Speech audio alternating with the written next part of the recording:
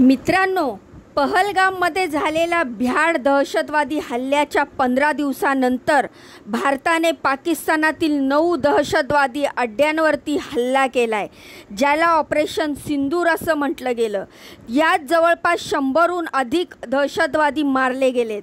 दरम्यान काळात काही व्हिडिओ सोशल मीडियावरती प्रचंड व्हायरल झालेत।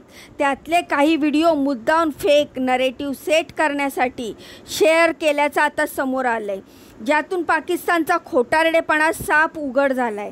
दुसरी गोष्ट म्हणजे याच दरम्यान एका पाकिस्तानी नागरिकाचा सुद्धा व्हिडिओ व्हायरल झालेला होता, ज्यामध्ये तो स्वतःच्याच देशाच्या संरक्षण यंत्रणेवरती टीका करताना दिसतोय आणि पाकिस्तानकडून चालवण्यात जाणाऱ्या दिशाभूल करणाऱ्या प्रचार मोहिमेचा पर्दाफाश करताना दिसतोय।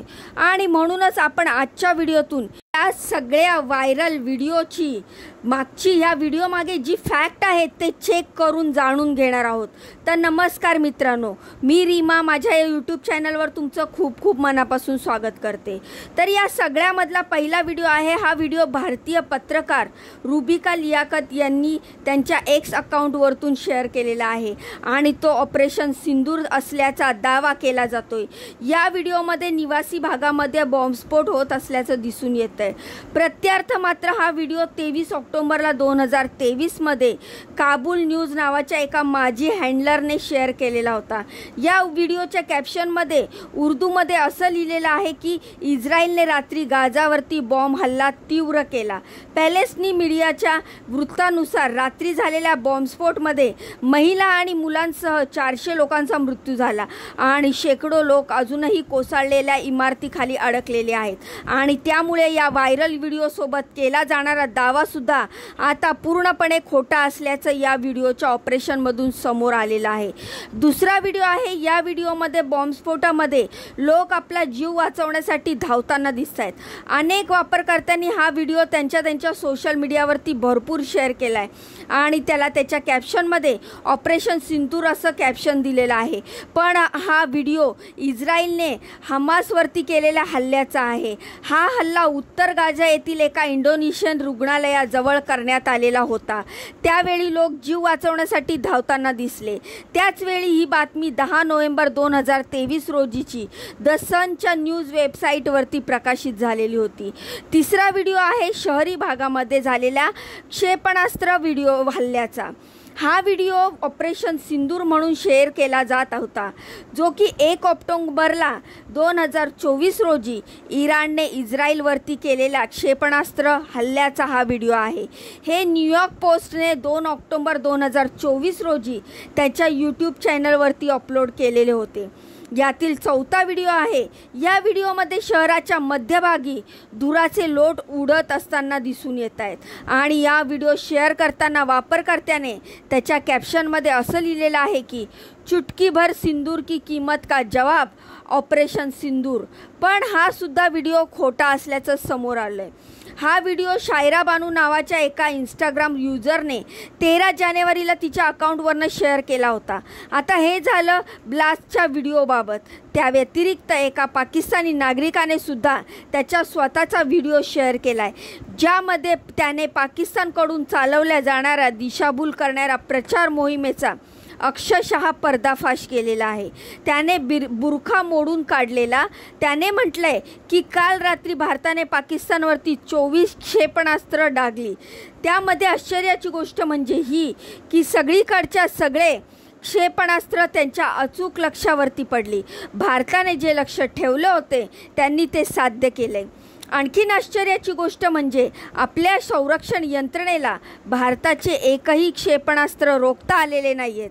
आपणही एकही क्षेपणास्त्र रोखू शकलेलो नाही आहे। हे सर्व हल्ले रोखण्यात आम्ही अपयशी ठरलो आहोत। भारताला जे लक्ष्य साधायचं होतं ते त्यांनी साध्य केलेलं आहे।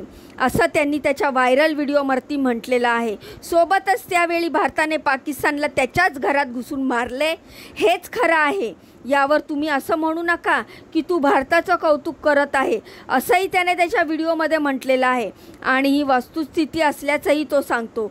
तर मित्रांनो, या व्यक्तीशिवाय एका पाकिस्तानच्या महिला पत्रकाराने सुद्धा पाकिस्तानचा हा खोटारडेपणा पकडलेला असून तो जगासमोर आणण्याचा तिने काम केलेलं आहे। या लदा हकीम या स्काय न्यूजच्या अँकर असून त्यांनी भारत आणि पाकिस्तान यांच्यातील वाढत्या तणावाच्या पार्श्वभूमीवरती 2 पाकिस्तानी मंत्र्याच्या मुलाखती घेतल्या आहेत। पाकिस्तानचे संरक्षण मंत्री ख्वाजा आसिफ आणि पाकिस्तानी माहिती प्रसारण मंत्री अताउल्ला, तर या दोघांच्या अलदा हिने मुलाखती घेतलेल्या आहेत आणि या दोन्ही मुलाखतीस स्फोटक ठरलेल्या असून त्यातून पाकिस्तानचा खरा चेहरा उघडकीस आलेला आहे। या अलदा हकीम यांनी तरार याला अत्यंत शांतपणे काही प्रश्न विचारले, ज्याची उत्तरं देताना खान याची चांगलीच थरथरलेली होती। भारताने जैश ए मोहम्मद, लष्कर तैयबा आणि हिजबुल मुजाहिदीन या दहशतवादी संघटनाचे अड्डे उद्ध्वस्त करण्यासाठी ऑपरेशन सिंदूर राबवलेलं होतं। पाकिस्तानी मंत्री तरार यांनी या कारवाईबद्दल बोलताना असं म्हटलं की भारत पाकिस्तानातील सर्वसामान्य नागरिकांना लक्ष्य करतायत। अलदा हकीमने हा दावा समप्रमाण खोडून काढला आणि तो देखील चर्चा सुरू असताना या अलदाने तरार यांना थांबवत म्हटलं की भारतीय सैन्याने हे स्पष्टपणे सांगितलं आहे की त्यांना फक्त दहशतवादी अड्डेच उद्ध्वस्त केलेले असून पाकिस्तानी सैन्याच्या तळांना कोणत्याही प्रकारे लक्ष केलेले नाही आहे। यावरती तर त्यांनी असं म्हटलेलं आहे की पाकिस्तानात दहशतवाद्यांचे अड्डेच नाही आहेत आणि स्वतः पाकिस्तान हाच दहशतवादाचा पीडित आहे। दहशतवाद विरोधात उभ्या ठाकलेल्या देशामध्ये पाकिस्तान हा आघाडीवरती असल्याचं सुद्धा तरार यांनी म्हटलेलं आहे।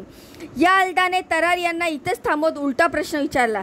त्यांनी त्यांना असं म्हटलं की काही दिवसापूर्वी पाकिस्तान संरक्षण मंत्री ख्वाजा आसिफ यांची मुलाखत घेतलेली होती आणि यामध्ये त्यांनी जाहीरपणे सांगितलं होतं की पाकिस्तान अनेक दहशतवाद्यांना पोसतोय आणि दहशतवाद्यांना गुप्त कारवाईसाठी पाकिस्तान पोचत असल्याचं त्यांनी त्या मुलाखतीमध्ये म्हटलेलं होतं। 2018 मध्ये अमेरिकेचे अध्यक्ष असताना ट्रम्प यांनी पाकिस्तानला दिली जाणारी सैनिकी मदत बंद करण्याचे आदेश दिले होते। पाकिस्तान डबल ढोलकी वाजवत असल्याचं म्हणत त्यांनी ही मदत बंद केली होती। याल्दा हिने तरार यांची बोलती बंद करताना पुढे असंही म्हटलं की तुम्ही जे सांगताय ते परवेज मुशर्रफ, बेनजीर भुट्टो आणि तुमच्या देशाचे संरक्षण मंत्री सांगत असल्याचं विपरीत आहे।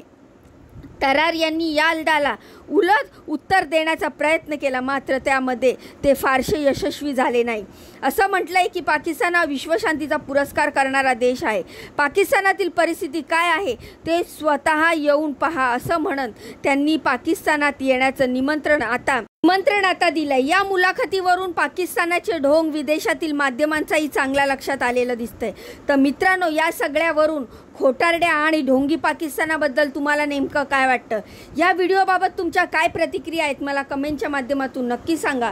व्हिडिओ आवडला असेल तर व्हिडिओला लाईक करा, चॅनलला फॉलो करा। तुमच्या या बहिणीला पुढे जाण्याचा एक चान्स नक्कीच द्या।